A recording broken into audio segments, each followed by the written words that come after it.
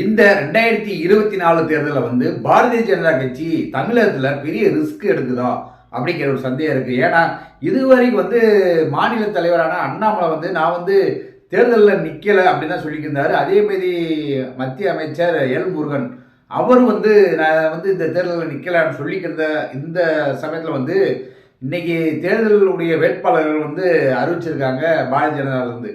அப்போ வந்து அவங்களுடைய பேர் வருது. யாருன்னா அண்ணாமலை. என்னடா அண்ணாமலை பேர் வருது, இவர் தான் ஏற்கனவே நிற்கல அப்படின்னு சொல்லியிருந்தாரு அப்படின்னு.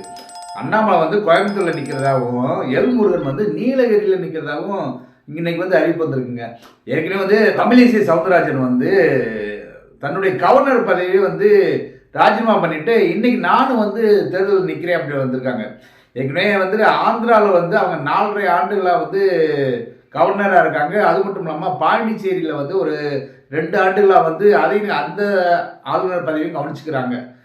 எதுக்கு இந்த ஒரு விஐபி, அதாவது பாரதிய ஜனதா வந்து முக்கிய புள்ளிகள் அப்படின்னு சொல்லலாம். இவங்களாம் ஃபுல்லாக அண்ணாமலை, எல் முருகன், தமிழிசை சவுந்தரராஜன் ஃபுல்லாக ஒரு முக்கியமான புள்ளிகள். இவங்களை எப்படி வந்து எலெக்ஷனுக்குள்ளே வராங்க? பாரதிய ஜனதாவுடைய மேல்மட்ட தலைவர்கள் வந்து கண்டிப்பாக வந்து நீங்களாம் நிற்கணும் அப்படிங்கிற மாதிரி ஒரு பேச்சு அடிபடுது. ஏன்னா இவங்களும் முதல்ல நிற்கலன்னு சொல்லியிருந்தாங்க. இன்னைக்கு வந்து ஒரு வலுவான கூட்டணி அப்படின்னு சொல்லி பிஜேபியில் இல்லை. இருந்தாலும் வந்து சில கட்சிகள், அதாவது பாட்டாளி மக்கள் கட்சி மற்ற கட்சிகள்லாம் இணைஞ்சிருக்கு. இணைஞ்சாலும் வந்து அவங்க வந்து கொஞ்சம் பயந்தாங்க. யாருனாக்க அண்ணாமலை இவங்கெல்லாம் பயந்தாங்க. ஐயோ நம்ம எப்படி நின்றாலும் தோற்றுருவோமோ, தோத்துட்டு நம்மளுக்கு வந்து ஒரு இமேஜ் வந்து டேமேஜ் ஆயிரும், அதனால அப்படின்னு சொல்லி அவங்க ஒதுங்கினாங்க.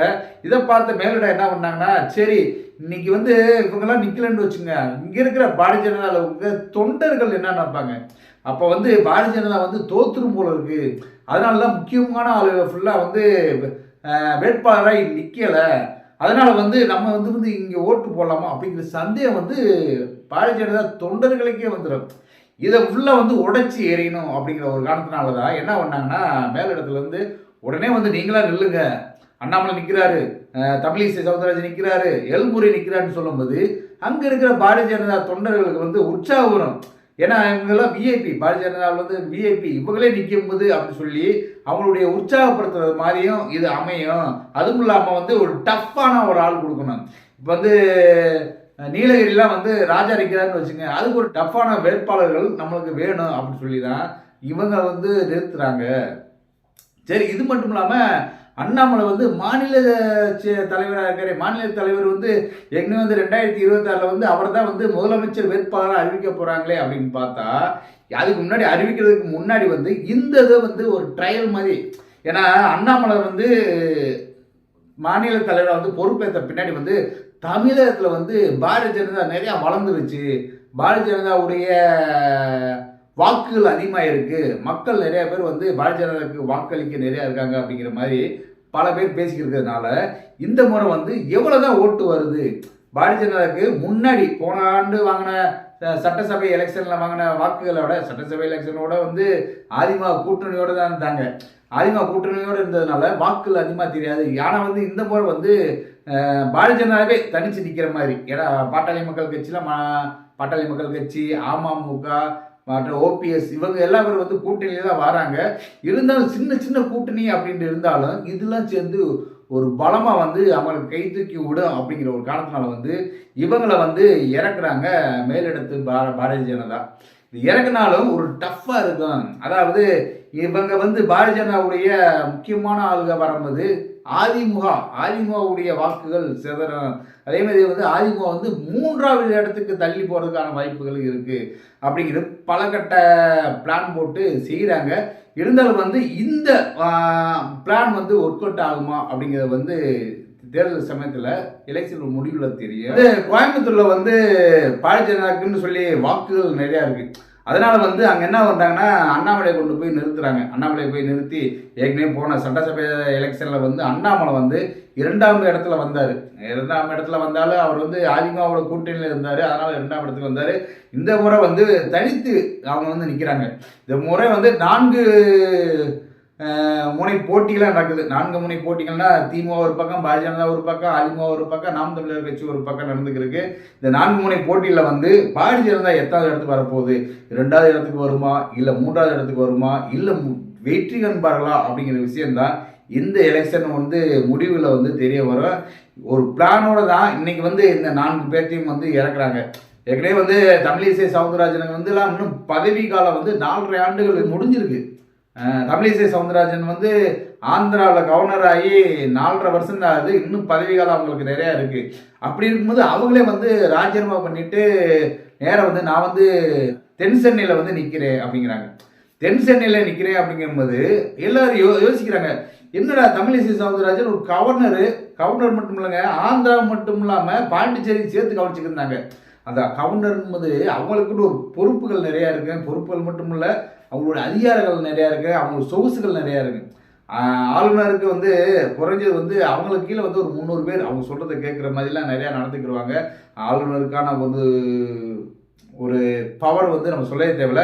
அப்படிப்பட்ட ஆளுநர் பதவியும் வந்து அவங்க வேணாம் அப்படின்னு சொல்லிட்டு நான் மறுபடியும் வந்து எலெக்ஷனில் நிற்கிறேன் அப்படின்னு வரும்போது மக்களே யோசிக்கிறாங்க. அவங்க வந்து நாளைக்கு வந்து ஒரு மீட்டிங்லேயே வந்து பேசுகிறாங்கன்னு வச்சுங்க, நான் வந்து ஒரு கவர்னர் பதவியே வந்து ராஜினாமா பண்ணிட்டு வந்தேன். யாருக்காக வந்தேன்? உங்களுக்காக வந்தேன், மக்களுக்காக வந்தேன், மக்களுக்கு சேவை பண்ணுறதுக்காக நான் வந்திருக்கேன் அப்படிங்கிற மாதிரி விஷயத்தை வந்து அவங்க முன் வச்சு அவங்க வாக்குகள் கேட்கறதுக்கான வாய்ப்புகள் நிறையா இருக்குது.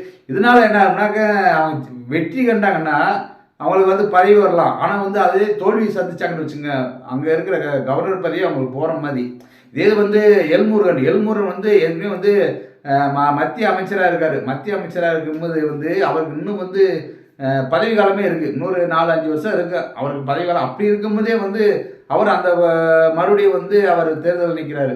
இவங்களாம் விருப்பப்பட்டு இந்த தேர்தலில் கடங்காணுன்றாங்களா, இந்த தேர்தலை வந்து சந்திக்கிறாங்களா, இல்லை மேலிடத்துல வந்து மோடி, அமித்ஷா இவங்களாம் ஃபுல்லாக வந்து ப்ரெஷர் பண்ணி நீங்கள் நிற்கணும், நீங்கள் எலெக்ஷன் நின்றால் தான் நம்மளுடைய தொண்டர்களை வந்து உற்சாகமாவாங்க. நம்ம தொண்டர்கள் மட்டுமில்லைங்க, நம்ம கூட்டணியில் இருக்கிற தொண்டர்களும் சரி, நம்ம கூட்டணியில் இருக்கிற தலைவரும் சரி, இன்னும் கொஞ்சம் உற்சாகப்படுத்தி மக்கள்கிட்ட வந்து நம்ம எடுத்து போக முடியும்.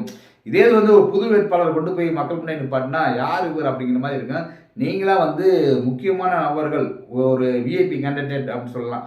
இவங்களாம் நிற்கும் போது மக்கள்கிட்ட வந்து போய் ரீச் ஆகிறது ரொம்ப ஈஸியாக இருக்கும் அப்படிங்கிற மாதிரி மேலிடத்துலேருந்து ப்ரெஷர் கொடுத்து தான் இவங்களை வந்து நிப்பாட்டிருக்காங்க அப்படிங்கிற மாதிரி ஒரு பேச்சு அடிபடுது. எது எப்படியோ வந்து இன்னைக்கு வந்து பாரதிய ஜனதாவில் வந்து முக்கியமான ஒரு விஐபி அப்படி சொல்லலாம், விஐபி ஸ்டார்ஸ் அப்படி சொல்லலாம், அவங்க வந்து இன்னைக்கு நிற்கிறாங்க. அதுவும் இல்லாமல் ஏற்கனவே வந்து திமுகவில் வந்து நிறையா பேர் சொல்லியிருக்காங்க. திமுகவில் வந்து நிறையா முக்கியமான நபர்கள், அதாவது கனிமொழி, தயாநிதி மாறன், டிஆர் பாலு, இப்படி நிறைய பேர் மறுபடியும் எலெக்ஷனில் வந்து அந்த பதவியை விட்டு கொடுக்காம பல ஆண்டுகளாக தொடர்ந்து பதவியிலே வைக்கிறவங்களாம் நின்றுக்கிருக்காங்க. அவங்களோட சேர்ந்து இப்போ வந்து பாரதிய ஜனதா சேர்ந்தவங்களும் இருக்கிறாங்க. அதுவும் இல்லாமல் நாம் தமிழர்லாம் வந்து புதுசாக வந்து அவர் வந்து இறக்கியிருக்காரு. இந்த எலெக்ஷனில் வந்து என்ன நடக்க போகுது, பாரதிய ஜனதா வந்து எப்படியாச்சும் நம்மளுக்கான ஒரு அங்கீகாரத்தை வாங்கணும். ஏற்கனவே வந்து பாரதிய ஜனதா வந்து நாங்கள் கால் உண்டவே விட மாட்டோம், திமுக வந்து கோ பேக் மோடி அப்படின்னு சொல்லி டைலாக் பேசியிருந்தாங்க. அதுவும் இல்லாமல் பாரதிய ஜனதா கட்சி நாங்கள் தமிழகத்தில் வேரூன்ற விட மாட்டோம் அப்படிங்கிறது ஒவ்வொரு மேடையில் வந்து முழங்கிக்கிருக்காங்க. யார் திராவிட கட்சிகள் எல்லாம் முழங்கிக்கிருக்காங்க. அப்படி முழங்கிட்டு தான் இருக்காங்களே தவிர இது வரைக்கும் வந்து அவங்க முழக்கத்துக்கான எந்த ஒரு அறிகுறி இல்லை. அதனால வந்து இன்னைக்கு வந்து பாரதிய ஜனதா படிப்படியாக வளர ஆரம்பிச்சிருக்கு. அந்த வளர்ச்சியான காரணம் தான் இந்த எலெக்ஷனில் வந்து தெரிய வரும்.